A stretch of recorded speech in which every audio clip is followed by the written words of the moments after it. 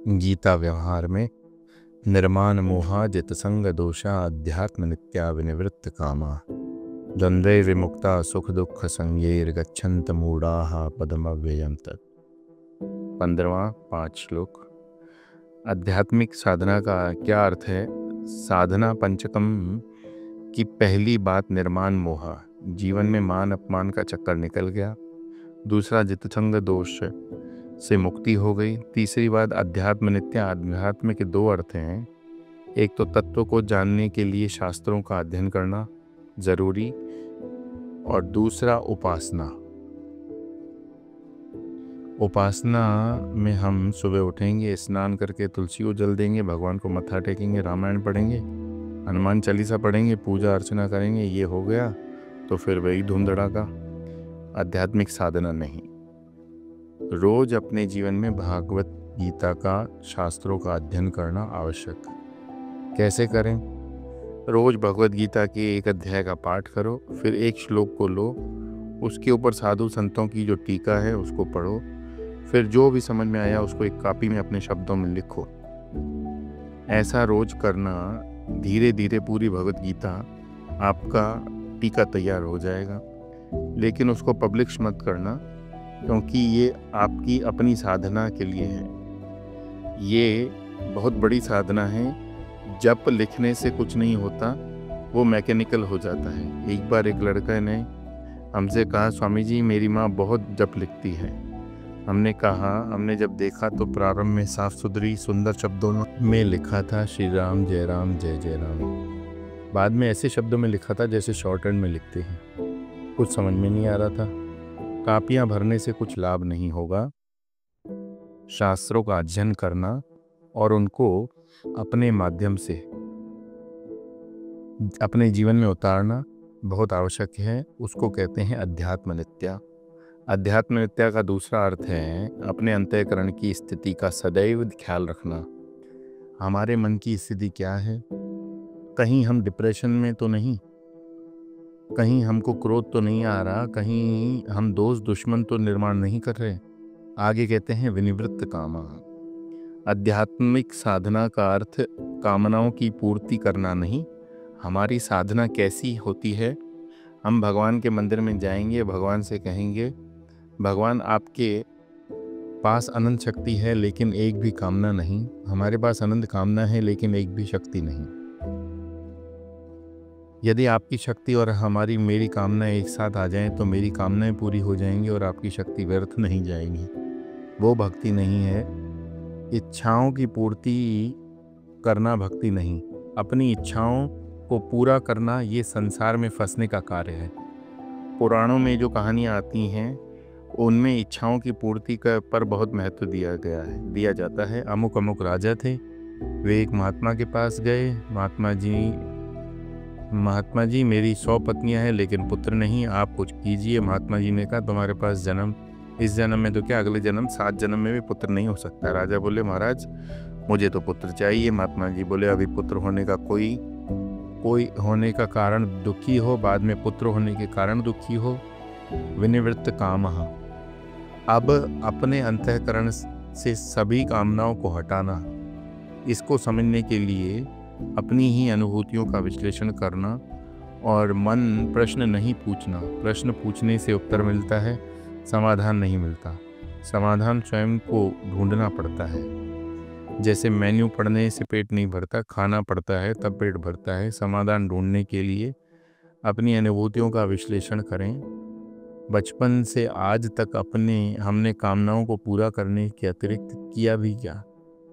जीवन में अनेक इच्छाएं पूरी की लेकिन आज तक कृतज्ञता का अनुभव नहीं हुआ। यदि हम अपने अनुभव से नहीं सीखेंगे तो हमको कोई सिखा नहीं सकता दूसरा। इच्छाओं का कोई अंत नहीं, इसलिए इच्छाओं को पूरा करना अध्यात्म नहीं है। जैसे हमको किसी वस्तु की कामना हुई, कामना पूरी हो गई और अच्छा लगता है, फिर दूसरी कामना प्रकट हो जाती है। ये कामना पूर्ति का जो आनंद है वो कहाँ से आया, इस पर चिंतन करो। उदाहरण के लिए सुबह उठते ही हमको चाय चाहिए, समय पर चाय नहीं मिलती तो पूरा घर सर पर उठा लेते हैं। उस समय क्या होता है, मन में विक्षेप आते हैं। चाय चाहिए चाय चाहिए, लेकिन चाय मिली, विक्षेप शांत। हमको लगा कि आनंद चाय से आया है। यदि चाय में आनंद होता तो सबको मिलता, लेकिन हर एक को चाय पीने से आनंद नहीं आता।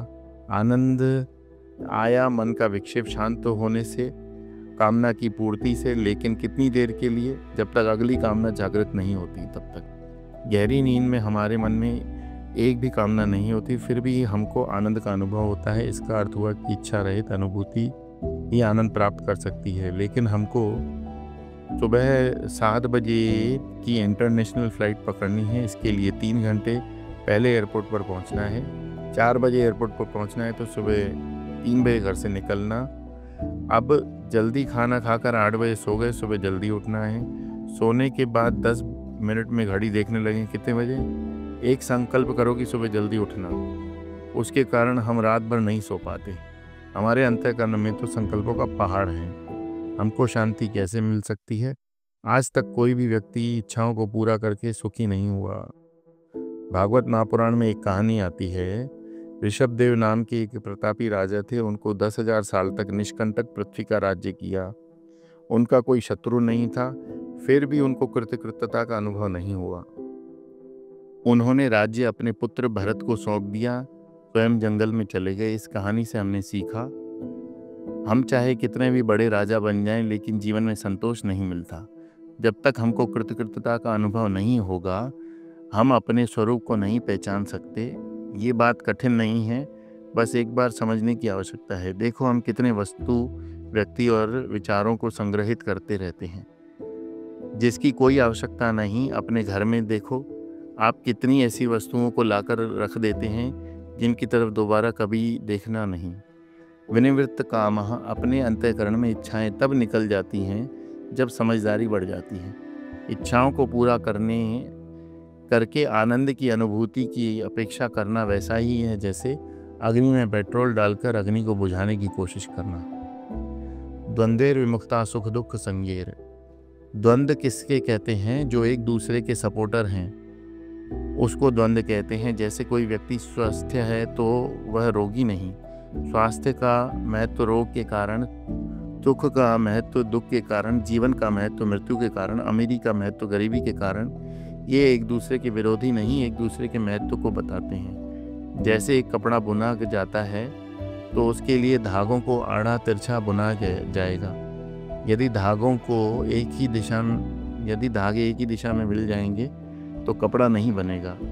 फांसी लगाने के लिए रस्सी बन जाएगी। इसी प्रकार ये दुनिया द्वंद्व युक्त है, एक दूसरे की विरोधी नहीं। करना क्या है? द्वंद्वेर मुक्ता सुख दुख संगेर। जीवन में आने वाले सुख दुख के द्वंद्वों से प्रभावित नहीं होना। यदि जीवन में आने वाले सुख दुखों से प्रभावित होकर अंतःकरण पर राग द्वेष के संस्कार निर्माण हो रहे हैं तो हम साधक हैं। संस्कार निर्माण नहीं हो रहे तो हम साधक हैं, अन्यथा संसारी हैं। बचपन में हम सबने कभी न कभी अग्नि को स्पर्श किया, जल गए। क्या अग्नि के प्रति हमारे मन में राग द्वेष है कि नहीं? नहीं। हमने सीखा कि अग्नि को हाथ जल लगाने से जल जाते हैं, इसलिए हमको सावधान रहना है। जीवन की हर एक अनुभूति के साथ सीखते सीखते हम समझदार हो जाते हैं। यदि हम अपनी अनुभूतियों से नहीं सीखेंगे तो भगवान भी हमको नहीं सिखा सकते। भगवान कृष्ण फेल हो गए। दुर्योधन और धृतराष्ट्र को समझाने में सबसे बड़ा गुरु है स्वयं का अनुभव, उसके द्वारा सीखो। द्वंद्वेर विमुक्ता सुख दुख संगेर। भगवान की उपलब्धि का ये एक लक्षण है। सुख दुख तो हर एक के जीवन में आते रहते हैं। ऐसा नहीं कि हमारे जीवन में आ रहे हैं। लोग सब साधु संतों को देखते हैं तो उनको लगता है कि साधु संतों के कितने मज़े हैं, बड़ी बड़ी गाड़ियों में घूमते हैं, लोग उनको नमस्कार प्रणाम करते हैं। ऐसा नहीं। साधु संतों के जीवन में जितने दुख आते हैं वो आप उसकी कल्पना नहीं कर सकते। एक बार हम रुद्रप्रयाग गए, चाय पीने के लिए एक जगह रुके। हम बस उतरे ही थे तो गांव के कुछ लोग खड़े हो गए। गांव के लोगों ने बाबा जी लोगों के लिए बहुत भक्ति होती है। हमको देखा तो प्रणाम करने लगे, एक आया दूसरा आया, एक के बाद एक आना शुरू हो गए। हमारे साथ एक डॉक्टर भी थे, बोला स्वामी जी ये आपको लोग जानते नहीं फिर भी आपको नमस्कार कर रहे हैं, आपको कैसा लगता है? हमने कहा हम अभी आपको अनुभव हो जाएगा। हमने उन गांव वालों से कहा देखो ये मेरी माँ है, मैं इनके चरण छूता हूँ। फिर मैंने अम्मा के चरण छुए। उन लोगों ने कहा माँ के सामने पुत्र को नमस्कार करना चाहिए क्या? नहीं, ये बाबा जी की माँ है, इनको नमस्कार करो। ये लोग एक के बाद एक चरण छूना शुरू हो गए। अब अम्मा परेशान हो गई। हम आराम से चाय पीते रहे। धुंधेर मुक्ता सुख दुख संगेर। जीवन में मान अपमान सुख दुख के द्वारा जिसके अंतःकरण का कोई हलचल नहीं होती वह साधक है। बाहर की जगत को देख रहे हैं लेकिन ध्यान है अपने अंतःकरण की स्थिति पर। गच्छन्त मूढ़ाः पदमव्ययम् तद। जो अमूढ़ हैं वे इस परम पद को प्राप्त करते हैं। मूढ़ कौन होते हैं? स्वामी अखंडानंद जी महाराज बताते थे कि मूढ़ के अनुसार चलता है वो मूढ़ होता है। आज मेरा पढ़ने का मूड नहीं, कारण क्या है? वो मूढ़ है। जो अमूढ़ है, जो मोहित नहीं होते, जिनका उनके ऊपर नियंत्रण है, वो उस अव्यय पद को प्राप्त करते हैं। अव्यय पद का अर्थ है जो कभी खर्च नहीं होता, हमेशा जैसा का तैसा रहता है, वही अपना स्वरूप है। अपने स्वरूप को केवल पहचानना मात्र, उसको प्राप्त नहीं करना। अपने स्वरूप को पहचानने की क्रिया नहीं होती, केवल सावधानी की आवश्यकता होती है। निर्माण मोहा जिसंग दोषा अध्यात्म नित्यानर्थ कामा द्वंद्व मुक्ता सुख दुख संगेर। जब यह 5 बातें हो जाएंगी तब मूढ़त्व समाप्त हो जाएगा। मूढ़त्व का अर्थ बेवकूफ़ी। कई बार शब्द का अर्थ ठीक से ग्रहण न हो सके तो उसका प्रभाव नहीं पड़ता। किसी को कहो कि आप अज्ञान के कारण दुखी होते हो तो बात समझ में नहीं आएगी। अगर कहो कि आप अपनी बेवकूफ़ी के कारण दुखी हो तो तुरंत समझ में आ जाएगा। अपने जीवन में ही झंकार देखो तो समझ में आएगा कि बचपन में हम कितने बेवकूफ़ थे। मूढ़त्व था, समझदारी की कमी थी। जब तक अपने अंतःकरण में मूढ़त्व नहीं निकलेगा तब तक कितना भी दान धर्म कर लो, ये दुनिया का चक्कर नहीं छूटेगा। इसलिए अपनी दृष्टि में परिवर्तन लाना है। जब दृष्टि में परिवर्तन आ जाता है तो जगत का दर्शन भिन्न हो जाता है। जगत के साथ हमारा व्यवहार भिन्न होता है, तब अपने अनुभवों में परिवर्तन आता है, फिर जीवन बदलता है। प्रभाव कहाँ से हुआ? अपनी दृष्टि से परिवर्तन में।